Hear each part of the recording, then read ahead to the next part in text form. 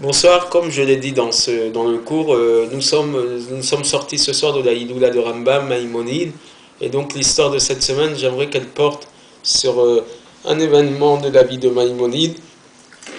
À son époque, Rambam a été très controversé déjà par les maîtres du judaïsme, mais aussi très jalousé par certains ministres du roi de l'époque, du roi musulman de l'époque, qui avait une grande admiration, une grande amitié, une grande affection pour Rambam, et de par leur jalousie, donc c'était le médecin personnel du roi. D'ailleurs, on sait tous combien Maïmonide a apporté euh, de médication, puisqu'il a écrit même des livres de médication par les plantes, combien ça peut être un médecin reconnu par de nombreuses personnes dans sa manière de gérer la maladie, et mieux que par des médicaments, par des choses beaucoup plus naturelles, donc par les plantes. Il nous a apporté beaucoup de remèdes qui sont utilisés d'une certaine manière jusqu'à aujourd'hui. Mais l'histoire que je vais vous raconter, elle est assez sympathique, puisque à cette époque-là, donc les ministres de ce roi qui le jalousait ont voulu montrer au roi que Rambam était un charlatan. Donc d'une certaine manière, ils ont voulu s'y prendre d'une manière vicieuse, sournoise, pour montrer au roi que Maïmonide n'était pas si fort que ce que le roi voulait bien croire. Et donc un jour, un ministre a dit au roi, je vais vous prouver que, que même qu'on peut dresser un animal et que cet animal va pouvoir faire tout ce que l'on veut et ne pas s'appuyer que sur la rationalisation des choses, puisque Rambam dit qu'un animal reste un animal. Nous allons vous prouver qu'on peut dresser un animal qui va pouvoir faire ce que l'on veut et à notre service. Donc ils ont décidé de se réunir après quelques mois, et pendant ces quelques mois-là, on a décidé de dresser un chat qui allait faire des tours assez géniaux.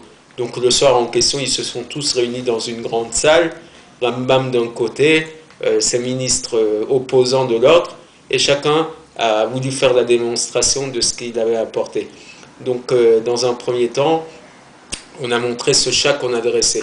Le chat vient dans la salle, appuyé sur sa patte, et il est avec un plateau dans la main, en train sur ce plateau, un verre avec une bouteille de boisson. Il va les servir de l'alcool à tous les présents. Et donc tout le monde en admiration, ils sont en train déjà d'applaudir ces fameux coups que le chat vient de montrer. Et donc le ministre du roi triomphant se tourne vers Rambam et lui dit, qu'est-ce que tu as à dire, toi? Rambam sort de sa poche une petite boîte. Il ouvre la boîte. De la boîte s'échappe une souris. Dès que la souris est sortie, le chat il a abandonné son plateau et sa boisson. Il a jeté en l'air. Il a commencé à poursuivre la souris. Et donc finalement on peut apprendre par cette histoire que la nature ne change, on ne peut pas changer une nature. Une nature animale, on ne la changera pas, même si on peut dresser des chats et des chiens. Aujourd'hui, ça se fait beaucoup qu'on dresse des chiens pour faire des tours de magie ou des tours géniaux, mais finalement, la nature d'un animal reste la même. La nature de l'homme, on est en mesure de la changer de quelle manière? En travaillant sur soi. C'est vrai que l'on dit que changer une partie de notre nature, c'est aussi compliqué, voire plus compliqué qu'étudier tout le chasse, tout le Talmud. Et c'est une étude que si on étudie tous les jours, ça prend 7 ans et demi, d'accord, le Talmud. Mais en travaillant fortement sur soi et en décidant par des billets d'essayer de transformer des mauvaises choses, des défauts, on peut se changer. Un grand travail, mais on est en mesure de changer, ce qui est différent de l'animal et du monde végétal, minéral, qui lui est figé par une nature, la nature qu'Akadosh Baruch Hu lui a donnée. Donc cette force de l'humain, ça peut être une force et en même temps une faiblesse. La faiblesse, on la voit tous les jours, puisque tous les jours, on fait des actions qui sont complètement mauvaises, mais puisqu'on a cette force potentiellement, et c'était d'ailleurs l'idée du cours de l'histoire de la semaine dernière, l'histoire du Nazi.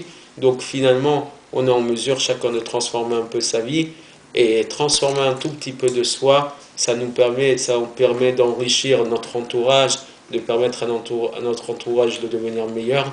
Donc j'espère qu'on va tous essayer de transformer notre nature. On va la transformer véritablement pour quelque chose de mieux et de plus positif.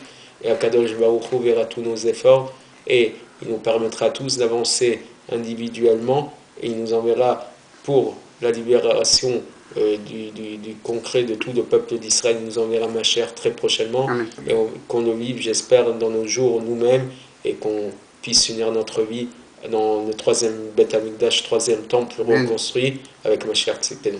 Shavua Tov et à la prochaine fois.